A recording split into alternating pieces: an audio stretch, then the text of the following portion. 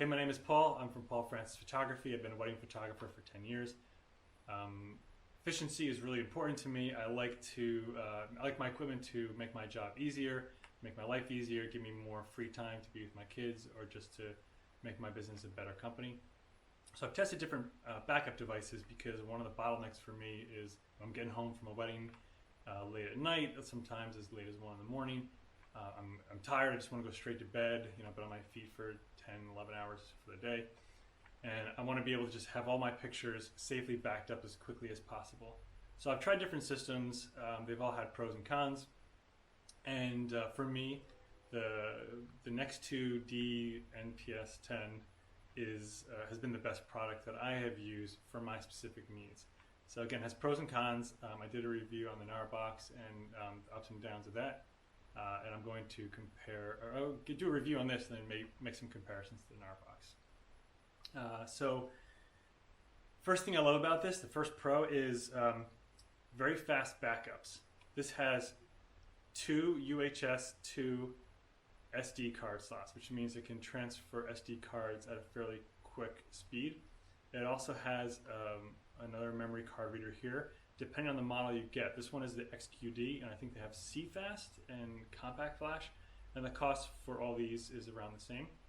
It also has a USB 3 port in the bottom, so you can plug in other card readers, and it also has a micro SD card slot. So you can actually plug in several cards at once to do transfers. And depending on the card and the speed, like I think the fastest speeds I got with the UHS 2 card slots were 200 megabytes a second, which is pretty darn quick, faster than the Gnarbox in my experience. The XQD, I think the fastest transfers I got were around 270, 280 megabytes a second, which is again pretty darn good. You can plug in multiple cards at once. So I could have one card in here, one card in SD here, and another SD here, and then I could have another card reader in the bottom, like another UHS 2 SD card reader. And the device will ask you what you want to do with each one. And you can tell it to back up all of them, and it will do it sequentially. So it'll do one at a time, but it'll do it automatically. When one card backup is finished, it'll start the next one. This is something with the Gnarbox that didn't work for my needs, because as I said in that video review, that if I'm driving home from a wedding, I can't just be switching cards safely in the car to start the next backup when one's done. With this, I can get in the car, plug in 4 cards, let it run. I do want to note that the USB drive in the bottom, if you were to plug in a hub with multiple cards, it'll only read 1 card at a time. But again, you get 4 cards at once, which is pretty cool. The micro SD card slot, if you're using that, this SD card slot will not work. You can only pick one of them for this row. But still, you get 4 cards at once, which is great. Expandable storage. This is really, really cool. So when you get it, you don't get there's no hard drive that comes with it. But you can use one you have laying around. An SSD will transfer quicker than like an older spinning drive. And over time, let's say you find you need more storage, you can upgrade it. So I had a 500 gigabyte SSD that I wasn't using anymore, and I put it in here and it worked great. I didn't, it wasn't on the compatibility list, and it still worked fine. I haven't had any issues with that. I plan on upgrading it to 1 terabyte once the drives come down. I don't really need it necessarily, but the great thing about a 500 gigabyte drive is I can usually back up maybe 3 weddings on this without having to clear the drive on it. So, and with the 1 terabyte, this could be like a running backup storage that I keep adding to until it starts to get full. This will charge while plugged into a computer. This is one of my complaints with the Gnarbox, is that when I would plug it in to transfer files, I had to make sure I got back to it to like unplug it and shut it down, and hope that I had enough battery power to transfer files before the battery died on the internal drive. This thing, I don't know if it needs a specific port, but on my USB-C ports on my computer, not only will the transfers really quick, somewhere around 300 megabytes a second from this to the internal SSD, but while it was transferring, the device was still charging, and I could leave it there all night and let everything just kind of transfer. And usually when I transfer it off of here to my computer, it goes into a folder that I edit off of, and that gets synchronized to my Synology NAS drive. So I know that like the backups are happening as they're coming off of this automatically, and that thing is backed up to the cloud, so I know my files are safe, which is awesome. Cost I think is fairly reasonable. This is $390 no matter which model you get. You know, if you add in an SSD, you can get a 500 gigabyte for maybe like 50 or 60 bucks. So, you know, maybe $450 is your total cost on something like this, depending on the drives. And if you have a drive laying around, you know, it's even cheaper, like it was for me. It has a screen. On it. You can actually review images.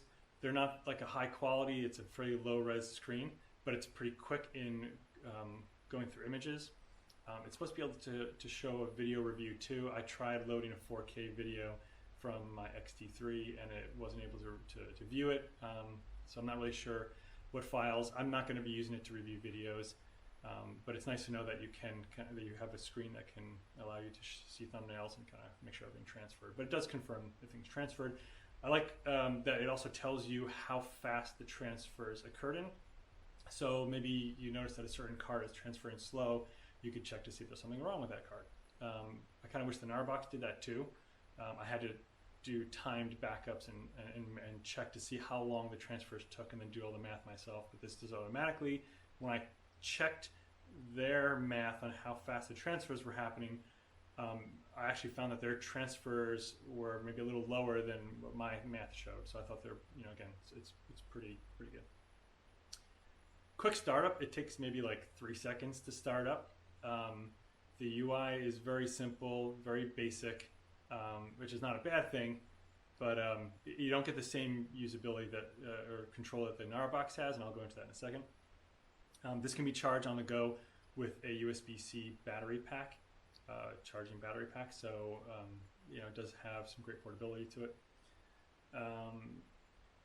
The Gnarbox, what I like about it is that you can connect over Wi-Fi and go through your files. And I wanted to see if this could do something similar. And what I found was if you take a USB-C cable and plug this into an Android phone, it will allow you to choose a mode where it loads as a hard drive, and you can actually see the files from an Android phone using a file explorer, which is really cool. So you can transfer files from this to your phone. I tried plugging this into my iPad, which has iOS 13, and files will read it as a drive, and you can actually go through the images. I did have an issue where if a folder with a card backup has more than 3 folders in it, that iOS 13 seems to have a hard time seeing all the images, but that's something I had a problem with when I plugged in a memory card that had 3 folders of images there. So I don't blame this, but yes, you can plug this into your iPad and load images. I don't know if this would work over the Lightning to USB-C adapter on an iPhone. Hopefully Apple adds USB-C ports in the future. So now for my cons. It's made out of metal. The case is metal, but it feels maybe a little cheap. Not cheap where like it's going to just break from normal use. But if I drop it, it's hard.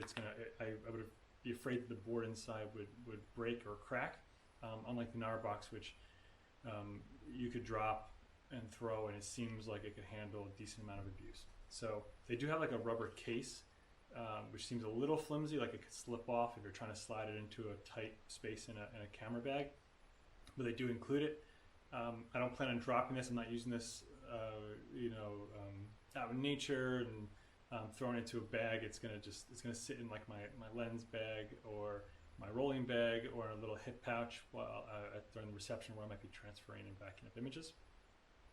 I don't like the simplistic file system. I like that the Gnarbox gives you the ability to automatically sort images based on file type. So all your videos go into one folder, and all your JPEGs go into another, and all your raw files go into another. This just takes a card and dumps it into a folder. It's very thorough, but when I get home, it's just an extra step that I have to sort the files. Not a big deal, but I really do like that Gnarbox has that option. I would love it if Nexto could improve some of the customization for like where the pictures are saved, and maybe give you some folder options to save pictures like into a weddings folder or an engagement session folder. That's pretty much it. I mean, those are my only two cons. You know, is like it's not a ruggedly built case. Again, it's not poorly built. I just, you know, I can hear that creaking.